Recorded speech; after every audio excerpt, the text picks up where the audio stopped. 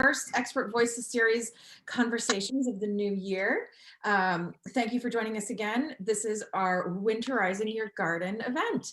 Tonight's conversation is the continuation of the series that we started last year. It's crazy to say last year, it was just a couple weeks ago, for our Saints alumni.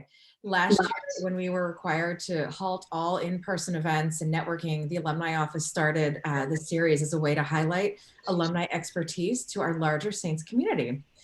We are hoping that the Expert Voices virtual conversations will continue even when we are able to meet again in person, as they allow us to bring topics of interest to our alumni wherever you all may be located.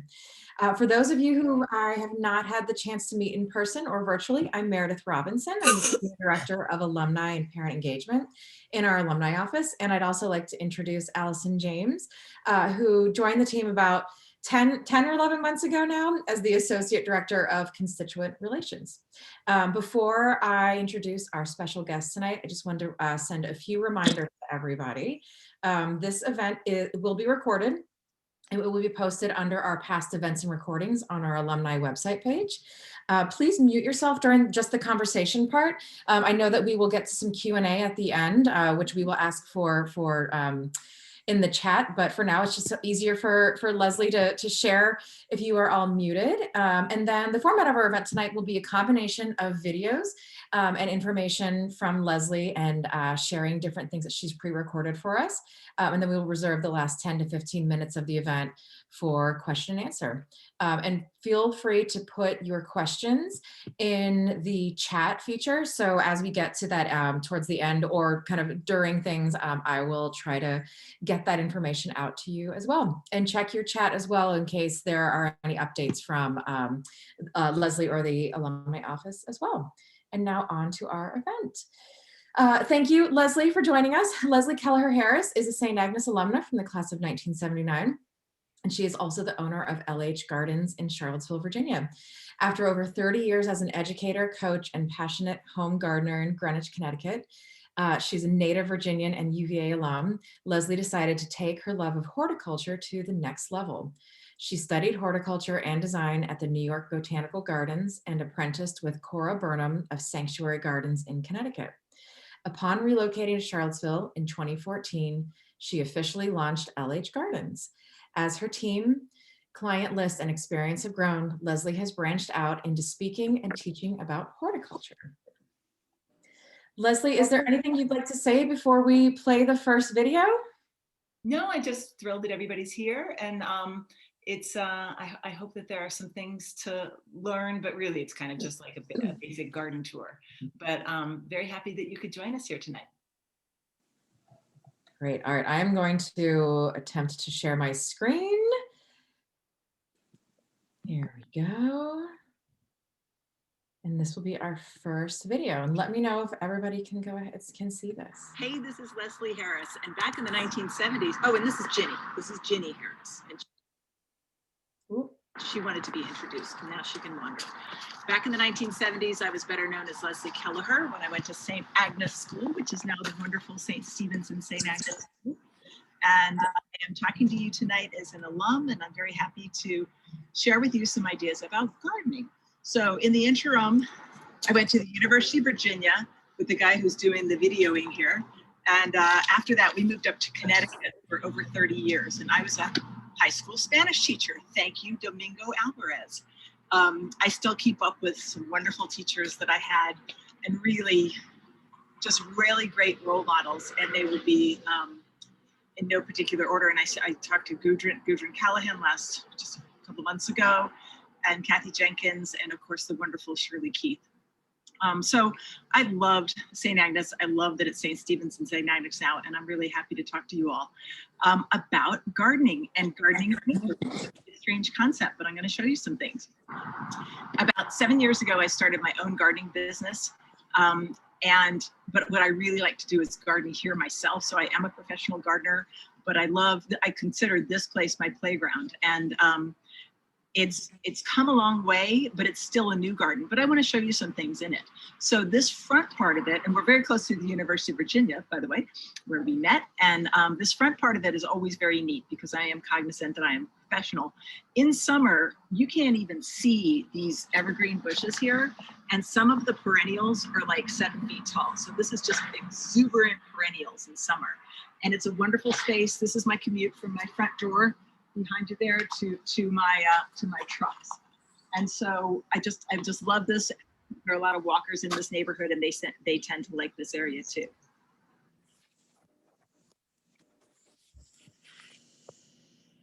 Wonderful. Well, Leslie, how did you get into gardening?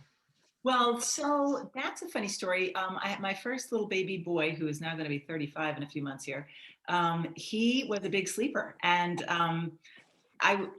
we lived in our first house, and the dinner was made, and the bills were paid, and I stopped working to be home with him, and he just liked to sleep a lot. So I started digging in the dirt, and I just, I got into my first root system of a hosta, and read up that it could be 2 or 3 hostas if I got out a sharp shovel, and I've been hooked ever since. I've never been bored since. That's great. Thank you, Leslie. And I am going to go to our next video. You all are challenging my technical abilities this evening.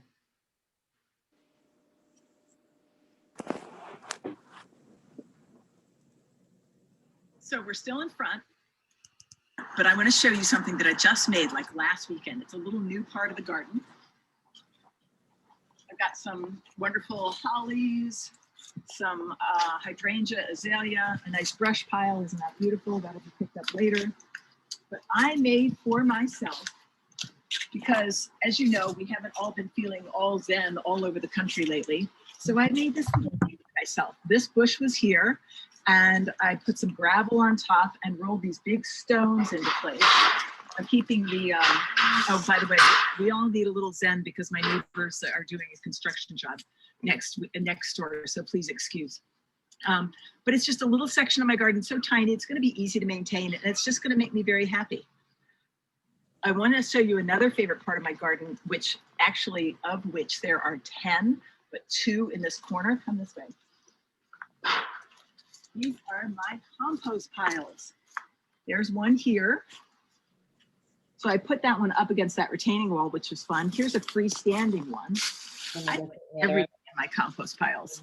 I put the soil that I used to dig out the Zen garden, leaves, old perennials, weeds.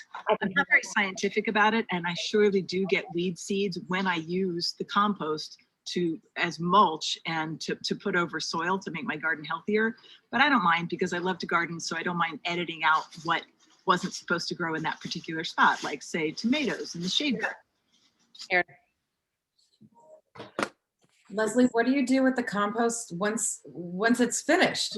Once it's finished. So what I do is, after a year or 2, because I have so many piles in most corners of the yard, I'll have only 2 there, but a lot of times I'll have one that I'm feeding, one that's resting and decomposing, and the other one that I'm emptying. And what I do with that soil is I use it as a mulch. So I just, trug it or wheelbarrow it to any part of the garden, and I put it right over, not plants, but leaves or sticks or whatever.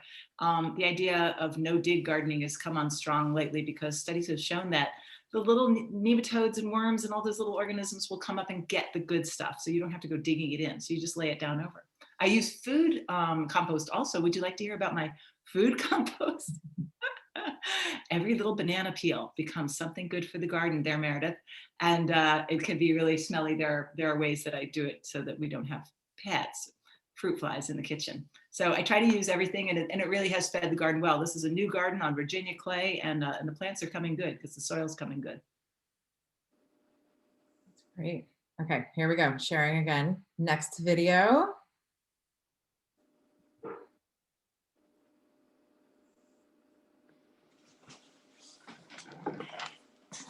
So this is probably the best view of the garden, and you're going to get a panning shot. It's a double lot just sitting here in suburbia.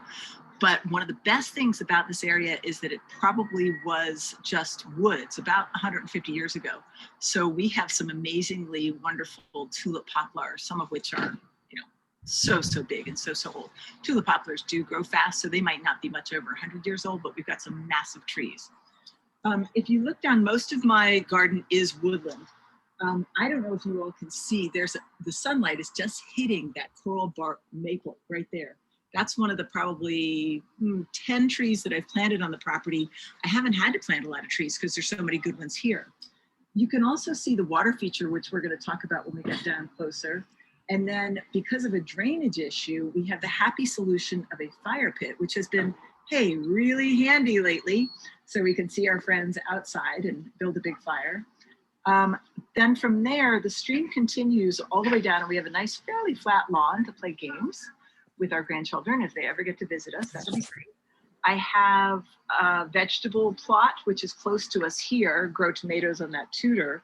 And then in front of that terrace, there are a bunch of little baby boxwoods that I actually brought, poor Jeff thought I was crazy, from Connecticut as little seedlings. And I made myself a little kind of messy, kind of cool knot garden. In the far corner, you can see another seeding area, and that's by a fish pond, which we'll have a look at. And then my crazy blue bridge. And that's sort of a story of wanting exactly that and not being really, really good with paint samples. Brighter than I thought. I like the bridge. What vegetables do you grow? Oh, you know, I'm a very bad vegetable garden lady. I'm just very bad at veg, but I like to make salsa. So I'll grow peppers, tomatoes, and cilantro. And I like to make pesto. I'll grow basil. And I've tried other things. I don't know why. I sort of had this feeling that that's what farmers markets are for. And I'm kind of concentrate on the ornamentals. Are you a veg gardener, Meredith? I am not. No.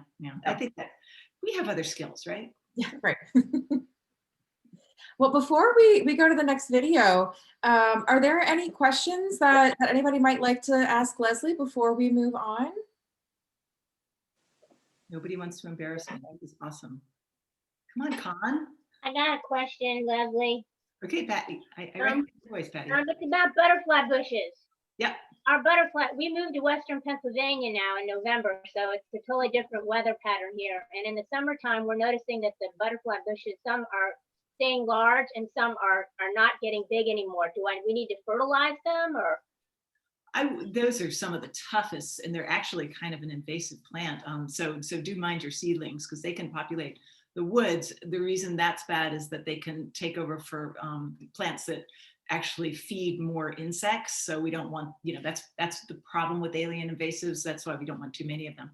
Anyway, but for your own purposes, you want them to be big and happy and healthy so you can enjoy them. So yeah, I try fertilizing them. They can also take a hard rejuvenation pruning about this time of year if you want to sort of start new. So yes, we did that. Yeah, we did the pruning. Okay. Yeah, I try some fertilizer then, see how it goes. Any type in particular you recommend? For that type of plant, I would just go Plant Tone or 5-10-5, something very plain. It doesn't like Echinacea soil that I know of. So, but you can do a Google on that, Patty, and get probably even more information. Thank you so much, Leslie. Thank you. Patty. Hey, Cal, I have a question. Okay, Con. So composting, you kind of skirted over what foods you put in your compost. And so I'd really like to know. I need banana peels and coffee grounds. That's all I know. Oh yeah, but you can do everything. I mean, and depending on how you think you can keep it safe from critters. So I have a pretty foolproof system. First critters that might get into it are the pets, the fruit flies in the kitchen. So I use what I use is old fertilizer tubs that I use for my business, but any sort of like Tupperware so that, make your salad, put your stuff in and close it off. Do not let it sit around your kitchen. It can get gross fast. And then when that's full, trot it on down to wherever you want to put it. It's really kind of up to you. My system is that I put it right in a tumbler. So one of those plastic tumblers. And so what that means is it becomes basically an anaerobic, fetid, disgusting, sloshy mess. I could control that if that were my only compost, but I'm just sort of getting it through its first stage to add it to my real compost, which is full of organic debris and leaves and all that stuff. And it's going to end up fine.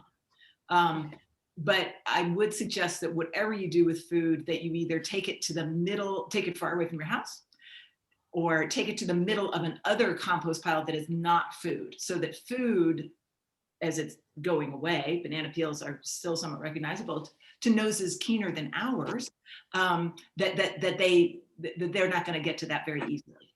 Otherwise, it's gross. Yeah. Okay. Okay. All right. I'm good. I have one more compost question. How do you know your compost is ready to be spread as mulch? How long does that pile take to break down? How long? Okay, so the pile, in terms of timing on how long, it depends on a bunch of different things. One of them is what's in it, brown versus green, carbon versus nitrogen. I was so bad at science. Who was our science teacher? I'm sorry for whoever it was. I think I almost This is did that. Oberhofer. Oh, Oberhofer, yeah. that was biology. I did okay in that one. This is Toller. Yeah. Miss Ayers. This is Miss Ayers. Arnhofer. Arnhofer. Anyway, back Arn. to the compost, which I'm better at than I am at science. It would depend on sunlight, rain, even wind exposure could have a play in it. I've always put my compost piles in the shade because they're not really very pretty, right? So you kind of stick them in the back corner. And then we lost a great big tree, and all of a sudden I was like, wow, this stuff is really cooking fast because the sun was hitting it. Mm-hmm. It also depends. Okay, so back to the second part of the question, when is it now compost as opposed to, when is the stuff that you want to put on your garden that's not an old banana peel, right? That's when it could take as few as a couple of months. It could take as much as a year, maybe 18 months, but you can really tell because what was fetid and disgusting and anaerobic is full of wiggly things, full of air, and actually smells sweet, even to a non-crazy person like yourself. Awesome. So that's when you use it. I like it. Okay. I'm learning a lot. I want to do the kind of the urban compost where I get my little bucket and take it down to the farmer's market on Saturday. So this is new for me. Yeah, I mean, that's a start. That's helping somebody farm. So that's good. That's right. All right, we are going to go on to our next video, and this is great. Let's keep the questions coming in the chat as well. All right, let's see. Here we go. Share my screen. Thank you. There's nothing like the sound of water in a garden, and I've been so happy with this water feature. It was sort of here when we moved in, but it was really kind of just a quagmire of mud. So I hired a professional guy who does water features to line it properly with a good pump that recirculates the water. Plus we have lots of springs here at the base of Lewis Mountain. Oh, by the way, this garden will be on the Historic Garden Week tour in April, if things like that happen in April, which I hope. So if you feel safe enough to get in your car and come on a little road trip to Charlottesville, I would love to see you. I think the date of it is April 17th or 18th, but anyway, there's a website. So this spring and this stream has been a real good source of interest, and also it attracts birds, and it's really great for wildlife and for habitat, which I think is very important. Another piece of evidence on habitat, you'll see that although in front my garden was very neatly mulched, back in the back with all these woodland paths, I do not mulch. Well, I do, but I let Mother Nature mulch. I leave the leaves to feed the soil and to mulch the soil. And it's not the neatest look, but I think it's a really good look. Oh, look, there's Mr. Jefferson at the base of my snag tree. That's a dead tree that I have left also for habitat, because when a tree dies, everything else starts to live. There he is. Oh, interesting.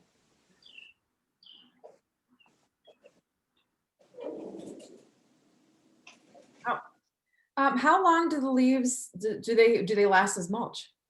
Generally where I live, and probably also it depends on exposure and that kind of thing, but generally in that back garden, about June, I'm like, ooh, I'm glad. And at first it was funny because I only started gardening 6 years ago, and I was clearing the land of ivy because that's all there was here, ivy, poison ivy, mostly English ivy. And so there was a lot of exposed soil, and that's not a great thing. So my idea is to make it so that it's a green mulch, so that I have a zillion plants back there. The leaves basically disappear around the beginning of the summer. The plants are getting thick enough so that they hold that space. And then next thing you know, the leaves are falling again. So it works out pretty well. It's really just the natural kind of mulching process of it. I like that. When I was speaking to a couple of garden clubs last fall via Zoom, we talked about fall cleanup, and the trends are really changing in gardening. They have, I've only been gardening for, gardening for a while now, but I guess since Carter's 35. But I've only been really quite knowledgeable for the last 10 years. And it's really changing. You know, back in the day, you would have had that fall cleanup and whipped everything away and taken those leaves off, because there was a lot of school who thought that those leaves would provide, you know, objectionable pathogens for the plants, and you might be putting your plants at danger. And now more and more research says, no, just leave it. And in fact, don't even take away the perennials, leave them too, because 70% of our native bees are single, and you know, they don't live in hives. They hibernate over the winter in little tiny places like the hollow stems of perennials. So whatever you can leave, and you could see from the front, I didn't leave a lot, but in the back, I do try to leave not only my leaves, but my perennials for habitat for insects. Okay, that's interesting. So similar in the sense of replanting and moving and what you're leaving and whatnot. We have a question from Judith Newman. Her question is more from the beginning of the segment, but you had mentioned bringing your boxwoods down from Connecticut. Can they be started from cuttings? And if so, how? And in other words, how are they propagated? Okay, so this was a felicitous little accident. Up in Connecticut, I treated myself to a cute little herb garden right out the back door, and I loved it for, gosh, years and years. And as soon as those plants started growing, then it's like, okay, now I've got to give them a little trim, got out my shears, and then got busy with, I don't know, a child or something. And so it turns out they root extremely easily. So literally I found out how easily they rooted from not cleaning up after myself after trimming my hedge. So from then on, every time I did cut my hedge, and you don't want to just trim on the outside of a boxwood, but I actually talk about that in my last video. But every time I had pieces of boxwood, I would just grab 20 and just literally, you know, no root hormone, no nothing, just stick them right in the ground. Probably 10 of them would become plants. So it's really easy, and it's really fun. If you look around, if you have in your yard or a friend who has a big stand of big American boxwoods, Americans I think are especially prolific, and they do flower this time of year. It's a tiny little subtle flower. Boxwoods have flowers, and they, you know, those flowers have seeds, and they do seed. They particularly like a gravel driveway. If you ever wanted to go hunting. I have a follow-up, if that's okay. This is Judy. So aren't there more than one kind of boxwood? Because I think some, like in Virginia, they have a very strong scent. But some boxwoods, like, is it Chinese boxwoods, they don't smell. I like the ones that really smell strong. And is there any difference in terms of the cuttings and rootings? So what kind do you have planted there? Leslie, I'm really enjoying this a lot, by the way. Good. There are a zillion types of boxwoods, and I'm wondering if we could throw up as a link in the chat Saunders Brothers Nursery, because they have actually a PDF that goes through an entire list, and they can be, I think the smallest one on their list, although I've read about a smaller one whose name I can't remember right now, is the Morris Dwarf, which gets to be about this big. The Americans can get to 25 feet high if they're a couple of hundred years old. And there's everything in between. There are variegated ones, and there are columnar ones, and they're pyramidal, that's my syllable, I don't know which ones, and they're short, fat ones, and they're tall, skinny ones. It's just, there's so many, Judy. Variegated, blow me down. Yeah. And not only variegated white, yellow with green, but also more white with green. So lots of types. You should go shopping. So fun. Yeah, because it was kind of numbing. We're getting a lot of questions about boxwoods now. Okay. Here's one from Lynchburg, Virginia. Many boxwoods are dying from boxwood blight. Yes. Okay, so that was like COVID before we had COVID. And it was, we all thought it was so serious at the time. One of my clients called me up and said, you can't come over, you might spread it. I'm like, okay. It is a serious pathogen. It arrived in our country about, I think, 30 years ago now, probably from England. And it has actually decimated some beautiful boxwood collections, including Woodrow Wilson's childhood home in Stanton, just down the road here. It was particularly bad here in Charlottesville, and I think up and down the East Coast in the summer of 2018, when here at least we had 30 extra inches of rain. So boxwood blight proliferates as spores. It loves moisture. It loves to be like, well, I'll show you in the last video as I'm pruning a boxwood, it proliferates if it doesn't have air. So I show you how to get air into your boxwood. It's a really bad disease. And if you have one of those like hugely boxwood important gardens, you might want to contact your local arborist to prophylactically spray against it. It can't be solved, but it can be mitigated with spraying, which is expensive. But then I'm like, and how much are you going to pay for some new boxwoods if that's what you want? They're very expensive plants because they're slow growing and they're precious. And what about any, if they may have been affected by snow, do they usually recover from that? Yeah, so basically what happens is that a branch will break. And so that's just a physical thing, like breaking your arm. Instead of getting COVID, you're going to recover. Hopefully you recover from COVID. Anyway, you can bounce back from that. There's a hole in the bush, actually not bad for circulation of the bush, and it will regenerate. But if I really strongly suggest that if we have a heavy wet snow, that you get out a broom and you put on at least your bathrobe, maybe a jacket, and your boots, and you go outside. And this will serve two purposes. One, it'll make me feel not so stupid because I won't be the only one doing it. And two, it'll get the snow off of your evergreens of any type that could be damaged by heavy snow. Okay, great. And speaking of moisture, let's see here. We have somebody who's asked that I'm in Northern Virginia and my leaves seem to get slimy when letting them do your kind of natural coverings. Are we talking about leaves, leaves from trees for mulch, do we think? I think so. Yes, because that was following up on the mulch conversation. Okay. I don't know. I kind of like slime in the garden, but that's just me. Maybe it's too thick a layer. I do actually, because I have a lot of paths in this woodland garden. And if I'm lazy and I'm having company or I want to tidy things myself, I get out my little tiny blower and I blow the leaves off my path so I can walk more easily. That means that on the edge of each path, the leaves get like that thick. Every few weeks or so, I'll get in the garden and say, no, you can't be that thick because I'm trying to have a little plant that big underneath you. So I toss them on back. So yeah, thick is probably not too good. And a thick layer of leaves on your turf, on your lawn is not good. It'll kill it. But most plants in your garden don't mind it. Great. All right, let's move on to our next video and see what other questions may come from that. Okay. Video, Dan. Here we go.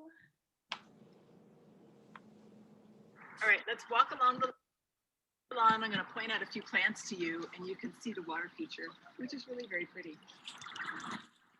She's on the garden tour this year. Echinacea Japonica, which is not supposed to be hardy in these parts, but we don't seem to have much of a winter these days. Look at the way the light is hitting the Acarus gramineus. That's a great plant to sit in a boggy place, but it doesn't mind dry either. Oh, and just beyond it is the mottled part. Such a cool leaf. This is the Acupa japonica. I mean, that's so pretty. These make great Christmas decorations, holiday decorations, because although that leaf isn't beautiful, they don't go bad. They stay forever. They're kind of like plastic, kind of sketchy. Let's see, what else can I show you? There is a crazy planter that I made from the stones. This is a very rocky property. Whenever I dig, I get a stone. So I rolled them all together and I made myself an incredibly ugly plant. I hope you like it. Come on.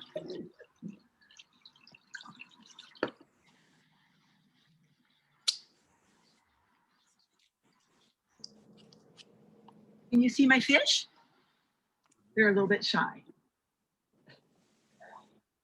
Aaron came to visit us and I didn't have as many fish after that.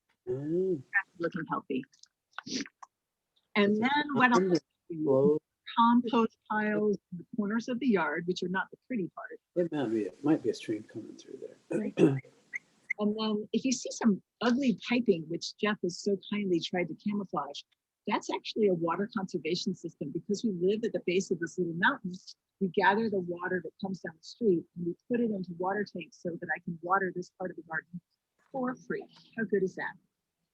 All right, now I'm going to show you some pruning.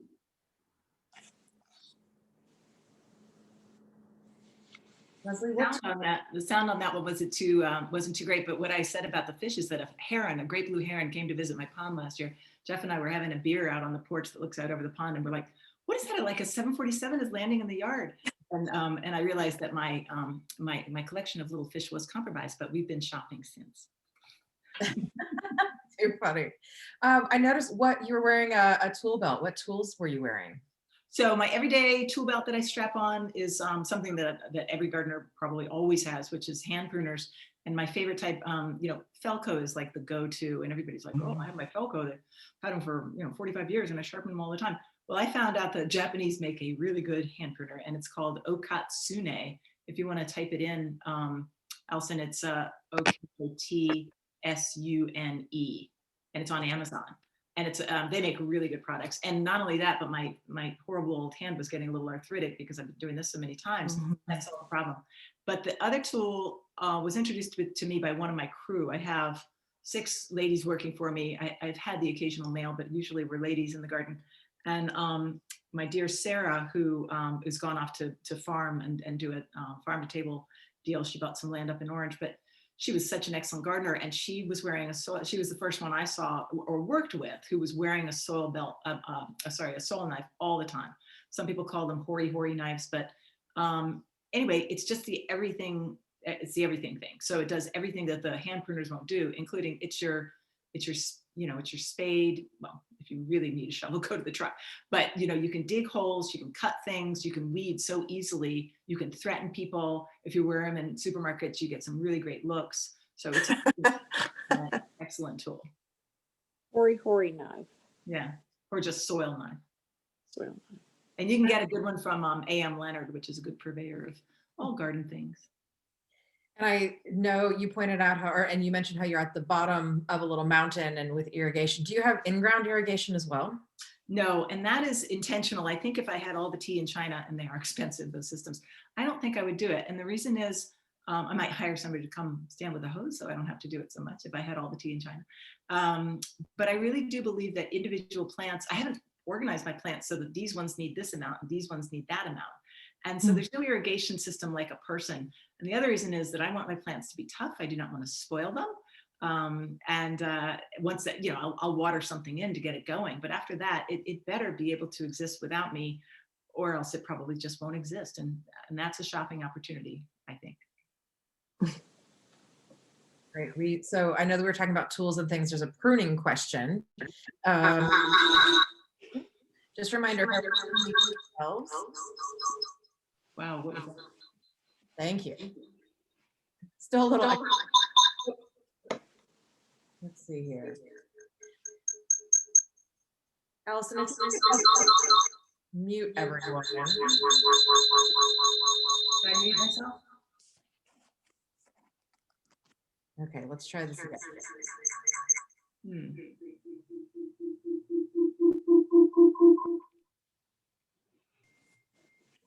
Okay, just a reminder for everyone to please mute. Okay, there we go. Okay, a pruning question. I liked your recent post about camellias, and you mentioned how much you like to prune. How severely can you prune a camellia? Oh, that's a great question, and thank you. You probably watched me on Instagram. Yeah, I can go a little overboard. I sometimes just have to tell myself, drop the pruners and walk away. You can go hard on any plant that's well established. So you should think about a couple different things before you prune. What do you want the plant to be? How precious is the plant? And if you screw up, could you easily replace it? I have done some terrible things to plants that I like. When I moved in here, I'm like, I really don't want you to be here anyway. I will prune the living daylights out of you. And if you don't survive, that's just fine. Those camellias, I did want to survive. And so I went, I was so excited to inherit camellias at this property because we couldn't grow those in Connecticut. Probably can now with global warming, but you couldn't back then. So I was very gentle at first, but then I realized I can't see my flowers. I need to have these guys be smaller. So I would, if you're worried, I would go gently, but if it's a well-established and healthy plant, a general rule of thumb is taking a third away at a time is not going to stress the plant too much. Great. And then a Virginia specific question. What is the best way to condition hard Virginia clay? This guest moved to an older home with an old garden and found it almost impossible to dig in the older garden beds. Yeah, I mean, the compost is the way to go. So if you want to go for it immediately and you can't, like I said, it takes a little while to get your own compost, but I would certainly start that system and start top dressing all the time. But you can purchase compost. If the person, can you tell if the person's from Charlottesville? Brenda, could you let me know or let us know where you are joining us from? Or shoot me a chat. Well, in the meantime, Brenda should look and just see if she can get some compost from a local source.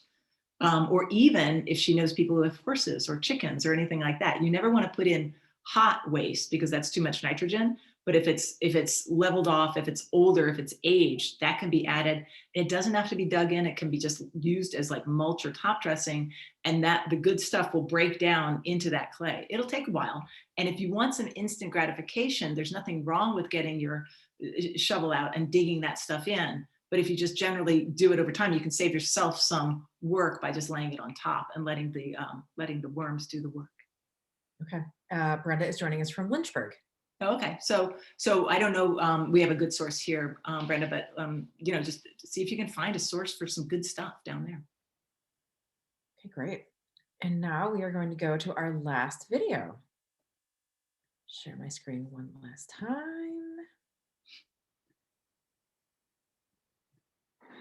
So what do I do in the garden in winter? I love to garden in winter. It is one of my freest times. I used to be a teacher for so many years, and of course summers were free, but now winters are much more free for me. So if it's a really cold day, I'm not out there for very long, but some various things you could do are just pick up the sticks that the Mother Nature has pruned off of your trees and add them to your kindling pile.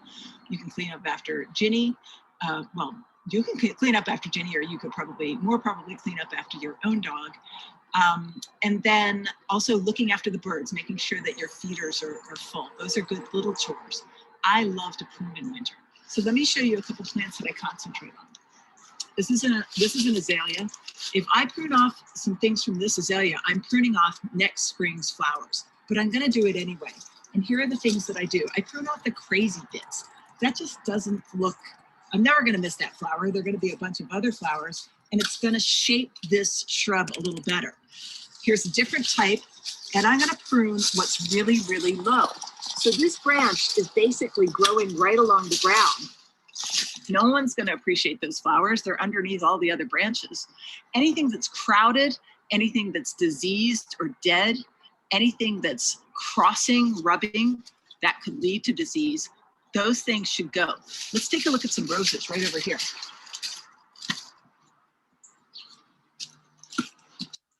So see how tall this is? I don't have great roses. I don't pretend to. But I will prune this because this is as tall as it got, and you can even see some of the seed heads. So I didn't even deadhead it, and I probably should have. If you get rid of, the reason for deadheading is to take away the seeds of a plant. The plant wants to reproduce itself, and it will most readily do that via seeds. If you take away its seeds, then it's going to put that energy back into itself in the root system. So I'm going to go down here, and I'm going to find a node that's facing out and cut about 1 centimeter away from where I can see new growth will come. If this were a big crowded rose, I'd be taking out at least 1/3, maybe even half of what's there. Mine is just a spindly old thing, so I don't need to work too hard on it. Okay, let's go take a look at some boxwoods real quick. The reason winter is a great time to prune is that the plants are basically dormant, but evergreens are never truly dormant. I mean, these leaves are transpiring all the time. Still, they're resting, and it's a good time. So what boxwoods want more than anything is air. When you go to shape up a boxwood, you can shear it and make it into a perfect ball. That's not great for the plant because everything you cut is going to just grow at the outer bit, and so the interior growth is not going to be there. What I do when I come to a boxwood is I grab a piece that's the tallest, and instead of just cutting out where, at the surface of the plant, I reach in and I create a hole, sometimes even a skylight, and that's going to be really good for the health of your boxwoods, especially in these times where there's danger of blight. You want better air circulation than anything else. So shaping it and punching holes, even skylights sometimes, is going to be really good for them. And if it were Christmas, I could make a wreath. I hope you've enjoyed my little tour. Ginny has, she's whining a little bit, but she's a bit of a princess. Anyway, I hope I see you down here in Charlottesville or up in Alexandria at some alum event, and thank you for watching. You could hear her whining. I did. What is your opinion on the formally shaped boxwoods? I love them. I love little green meatballs. I think they're really cool. So the idea is that if you were to do that, you go ahead and do that, but don't only cut on the outside. Do that reach in technique so that the plant stays healthy and you can still have your fun shape. I actually have a pretty extensive collection of little boxwoods that Judy, that I brought from seed, and they're so skinny, and then I'm torturing them into strange shapes, little lollipops and standards and that kind of thing. I love to torture plants. It's just something I like to do. And I know that there is a trend right now, or a push for native plants these days. Where do you stand on that topic? So yeah, I alluded to that a little bit. And as I said, I'm kind of a changing and trying to change and learning gardener. I have an unfortunate affinity for plants that are native to Asia, and we all do. I mean, hydrangeas, azaleas, hostas, those are really cool plants, and I will never not have them in my garden, but I'm doing my best to get a higher percentage, a much higher, and a lot of resources say to strive for like 70%. Oh gosh, it would take me a long time to get there, unless I count my tree canopy, which is the tulip poplars, which are taking care of me, and oaks, which are some of the best plants. The more you have, the better it is. And I suggest that everybody look into an author named Doug Tallamy, Tallamy, who's written 2 seminal books on this topic. His last one, now, am I going to be able to remember the name of either of them? No, but the last one was such a cool idea of urban gardening and suburban gardening, and us being able to make, just us, the people in the Zoom, being able to make a patchwork of wildlife, so that, if you have this little part of your garden that you've let grow wild or has native plants, or you haven't pruned it back, and that can connect with your neighbors, and then maybe a couple neighbors away, maybe they're next to a park, then all of a sudden these native insects, and therefore native birds, and therefore us, I mean, we can't live without insects, and they're the little guys that run the world. And so all of a sudden, if they have more habitat, we're gonna be a lot friendlier to the earth that way. Okay. So I stand very strongly for native plants. I'm just taking my time getting there, but I'm gonna make progress this year. Well, that's actually another question somebody asked tonight was, and we know that how long when you moved to Charlottesville, but how long has it taken you to plan and develop your beautiful backyard? Oh, that's so kind. I definitely do it piecemeal. Because I was busy running a business and, starting up a business, which was something new to me after having taught for so many years. There were some times when you could have said, oh, the cobbler's children have no shoes. But I always made the front look neat because everybody can see the front. But it was, there are still parts that are covered with English ivy, not too much anymore. I am not a person who enjoys having a master plan for a yard. So literally, if I get a call for a design and they say, okay, we've just built a house and now we're starting from scratch, clean palette. I'm like, let me refer you to so-and-so and so-and-so. I like it when they say, a tree has fallen down and all of a sudden all my shade things are sitting in the sun. I like little snackable projects. And so I think my yard reflects that. You can see if you walk around my yard, there is no grand design. I've taken the topography, I definitely used the stream, and then I took all these little things, like not everybody needed a knot garden, but what was I going to do with all my little boxwood plants? Not everybody needed a Zen garden. Literally the day that I put that in was the day that they stormed the Capitol. I was like, oh, I'm so glad I have something better to do. I'll go spread gravel and move boulders. So it was not a grand plan. It was piece by piece, and that's how I like it. But that's not how every brain works. And I can't tell you that a lot of people would have taken this yard and done something fantastically better. But that doesn't matter because it's my garden, and you should do whatever you want with your garden because it's your garden. Right. We're actually getting a couple of questions about hydrangeas. One question is, you've left the dried blooms on your hydrangeas and it's gorgeous. Is there a reason? Yes, because it's gorgeous. And also because it's in the back, and also because I'm a little lazy. So those videos were done about 3 weeks ago now, and I bet you those guys are gone now because I'm being a little bit more tidy than normal because I know I have to be for the people that'll come through for Historic Garden Week. In general, I do it when the mood moves me. It's a great thing to do in winter. I think I put on Instagram maybe last week, a before and after that my crew had taken of these beautiful balls of paniculata, the dried balls of hydrangeas, and the before was prettier than the after. They pruned them perfectly, just as I would have, just as I asked them to. And they're ready for spring. The after picture said ready for spring, but I love the kind of cool, blousy look of the wind. And when the snow falls on those guys, it looks really great. That's great. Another question about hydrangeas, and I know that they're wildly popular in the Alexandria area too.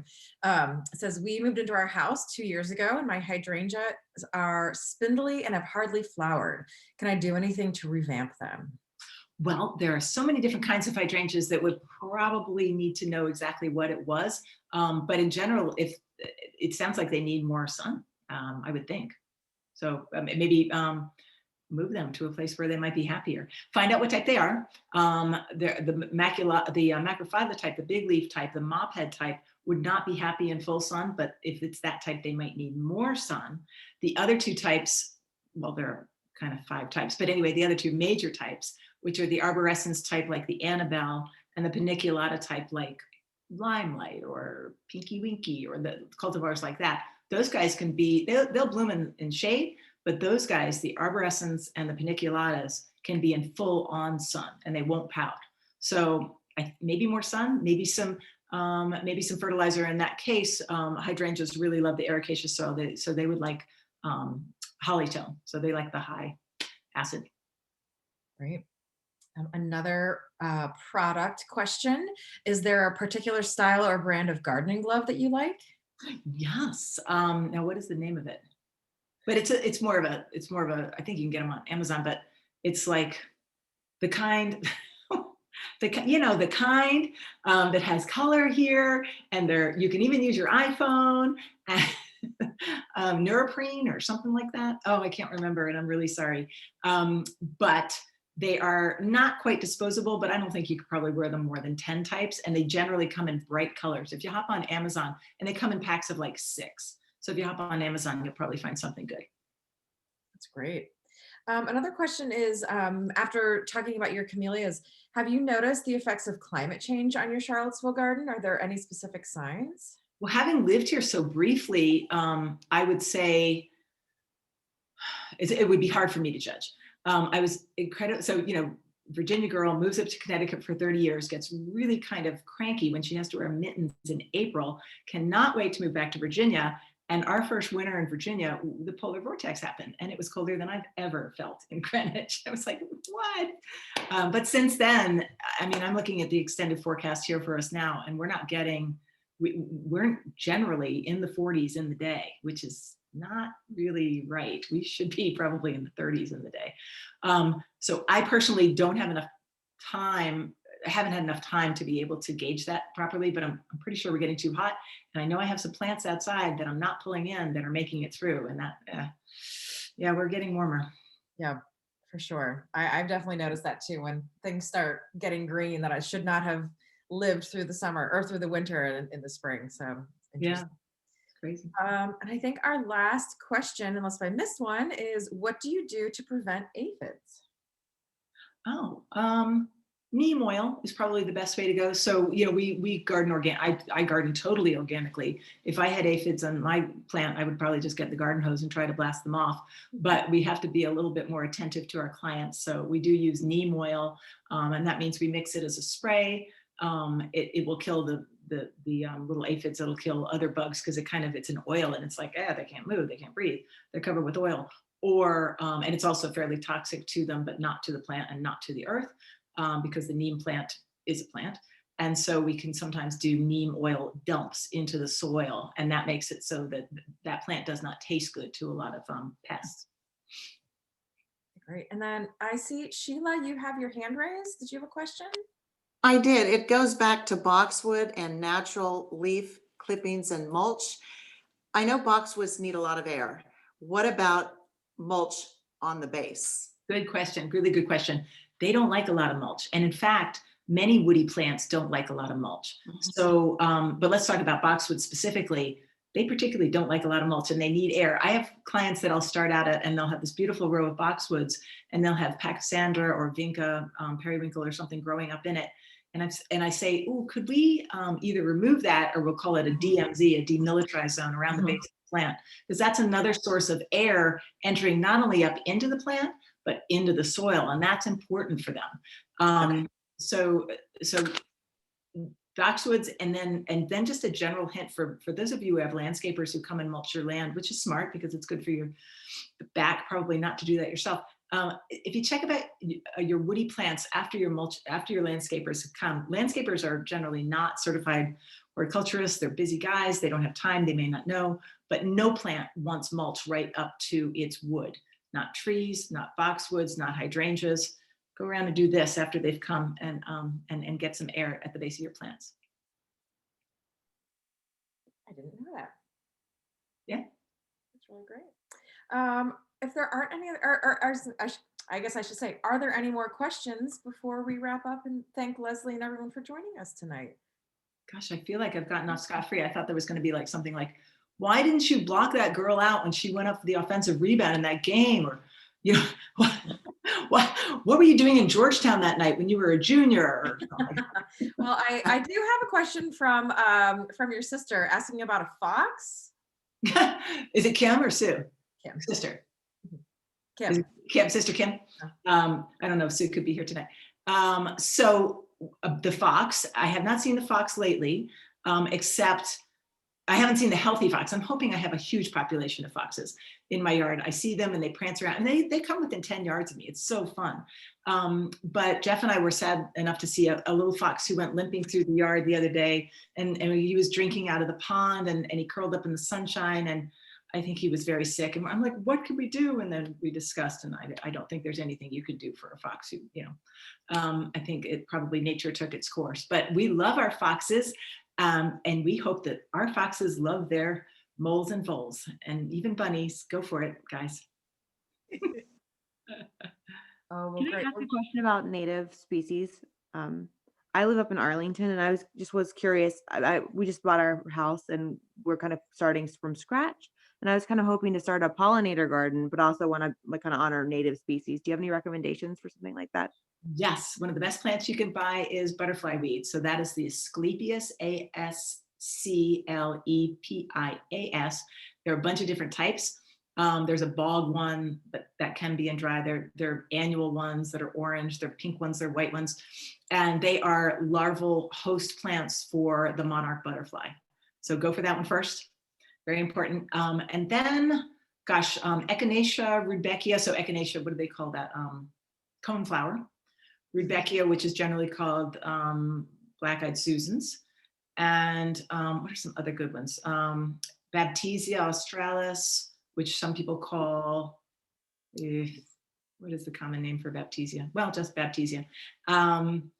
And Google is a fantastic site because, you know, they're just not popping into my head right now, but there's some really good ones. But I'd go for that Asclepias first because of the monarchs. Leslie, what are the name of those clippers that you said you could get on Amazon? I couldn't get it down. Oh, who is that? Sandy. Hi. It's Okatsune. So OKATSUNE. Okay, thank you. You're welcome. I want to scroll through and see everybody. Here's a question. How do you discourage bunnies and squirrels from eating your plants and bulbs? Go get yourself a fox. I knew that was coming.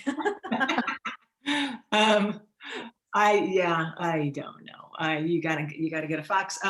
Or I have been known to pull out a BB gun. It's just awful. Oh, hot pepper can help. Hot pepper, and I think I'm going to have to do that because I really don't want to shed blood right before the Historic Garden Week. I think it's just incongruous. So hot cayenne pepper, which makes your purple pansies look orange. So I'll have to do this. I don't know how I'm going to do this. They're eating every bud near the front door. It's very frustrating. Good luck. That's part of the fun of gardening. You're never done, and you have to keep working on it. It's like homeownership too, right? Yeah, I think so. Oh, great. Well, I think that may be all of our questions. A huge thank you, Leslie. Thank you so much. I know I learned a lot. Plus, this was really fun for us to do. I thank everyone who's joining us tonight. I know we have a lot of alums and a lot of friends of the school and friends of Leslie, and we're so happy that you all could join us tonight. You know, it's funny, who knows how many we would have been able to have if we would have been in person, but it's nice to see that people